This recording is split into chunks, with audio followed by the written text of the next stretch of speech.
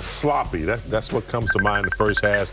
All the turnovers, Miami able to capitalize on that. Lakers only shooting 21% from three. They're not getting to the free throw line, so those are the keys. Yeah, the game was played pretty good defensively, but getting back on defense, losing turnovers, it was just a sloppy game. Hopefully they can get that out of the way and be okay with the second half. Jack in the Box halftime report starts right after this.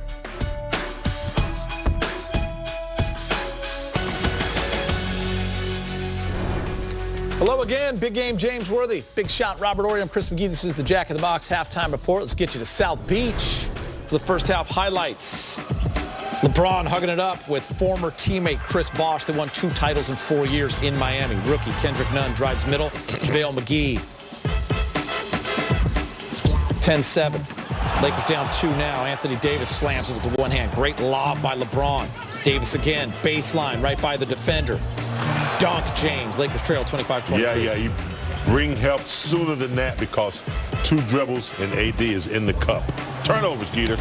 Turnovers, Rob. 6 in the game for LeBron. He has 7. Yeah, that right there is like a lazy pass, cross court. Come on, LeBron, you know better than that. You've been playing basketball too long for that. LeBron hits Davis. That's dropping a dime right there. Not sure it gets better than that. And 1. Lakers trail 41-38 after the free throw. And then Jimmy Bucket's getting it done on both ends. Jimmy Butler, steal, streak, dunk. LeBron takes it to the rack. Block on Olynyk, and 1. Missed the free throw, down 10. Then LeBron drives. AD in the corner from KCP. He knocks it down. And the Lakers get it to 8 after a sloppy second quarter. They're down 59-51. Jimmy Butler with 10. Bam with 8 and 4, and Anthony Davis leading the way with 15 and 2 blocks. More to come on the Jack in the Box halftime report. JaVale McGee is a perfect 3 for 3 from the field, 6.6 boards, but the Lakers trail the Heat by 8 at the half. Lakers basketball is brought to you by Jack in the Box. Experience the joy of Jack's new $4.99 white cheddar cheeseburger combo, only at Jack in the Box. LeBron James, a career high in turnovers for the first half. Big game James with 7, struggling a little bit. Haven't said that this year. I don't think that's the kind of triple-double he's trying to get. I don't know. He's got to really correct that in the second half. And normally he does, but just a little frivolous plays, not taking care of the basketball. Got to do better second half. Yep. Yeah, it's one of those things, but if you look at them, they're all like, being, I call it being too cool for school. Just throwing a cross-court pass, right there. You see Dwight wasn't expecting it. He should have shot it. And it's just some things that's not going well. But the competitor that he is, he's going to correct him for the second half. You're not too concerned, are you? Not concerned at all. All right, a big first half by the Brow. A game-high 15 points for AD, but he had a puffy eye as he walked off the court at the half. Lakers trail 59-51. Jack in the Box halftime report rolls on. Broadcast of the National Basketball Association may not be retransmitted, reproduced, rebroadcast. New $4.99 white cheddar cheeseburger combo, only at Jack in the Box. What are we doing here?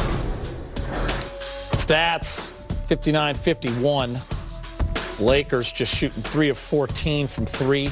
But they are out rebounding the Heat. That's a battle within the battle that Allie Clifton had us looking at tonight. But the 11 turnovers, Rob, way too many. 18-2, man. Jack in the Box halftime report. It's back to Bill and Stu after the break. Be sure to stick around after the game. We'll have all your Laker post-game interviews. Enjoy the second half. 18-2. Hybrid Electric. And by San Manuel Casino. All thrill. We're at halftime in Miami, and the Heat leading the Lakers by 8. Triple-double of the year versus Orlando on Wednesday, going for 25 points, 11 rebounds, and 10 assists. He's sitting 5th all-time with 87 triple-doubles, 20 behind assistant coach Jason Kidd. He'll catch him this year. Think so? I know so. This year? He'll catch him this year. Hot take. I like it. LeBron gets the triple-double to get this road trip started. It was a sloppy game, Rob. The team didn't play that well, but LeBron was there to carry the load when he needed to. We've seen it time and time again. That's what he's supposed to do. He came.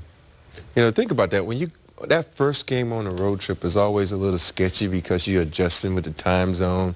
And then, of course, you're trying to get your body, because people understand, like, your body gets into like a little rhythm itself. You eat at a certain time, you practice at a certain time. Now that first game, you count off for just a smidgen. He said the same thing. Yeah, that's, you could only experience that as a player. You know, people say, well, what's the difference? You're playing basketball. No, your body is used to this time, this time, this time. So that first game is always a tough one. Very true. Yeah, 3-hour time difference is a big cut in your preparation for the game. But you know, that's what the great ones do. I mean, you know, we can go all the way back to, you know, Larry Bird, Magic, you know, Isaiah Thomas, Stockton. You know, they're supposed to have the pulse of the team. That's one of their responsibilities as a leader. And LeBron seems to have that. You know, when AD doesn't have it, he picks it up. You know, when he needs to distribute the ball to other guys like Pope, got Bradley ball, he does that. So it's one thing, you know, to be a great player, but then there's a lot of more responsibilities, man, when you got to have the pulse of the whole team. And Rob, so LeBron is back in Miami.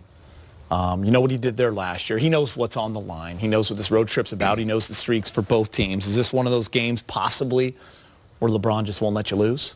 It's a strong possibility. Yeah. And I think nothing makes a player feel better than ending someone's streak, especially in their building. Yeah. And the Heat have been playing exceptionally well at home. So I think LeBron, AD had that one game they could have lost, which was the first game. But I definitely don't think they're going to lose again, because now they're readjusted. You know, that nap time is not now when it was on the court. So the nap time, they got it in. Now they're ready to play. And plus, it's going to be competitive. When you look at the stat sheet, from the Heat, and you notice two guys had a triple-double, you know this team is good. You know what Bam is doing. Of course, everybody knows what Jimmy Butler is doing. So it's going to be a very interesting matchup. And when you have those interesting matchups like that, these guys want that challenge. Yes. And when you're a superstar like AD and LeBron, this is one of the biggest challenges you're going to meet early in the season. So they're going to meet this challenge tonight. They're going to end that streak, and they're going to move on. I agree, and I know Gita doesn't believe that I watch the show on off days.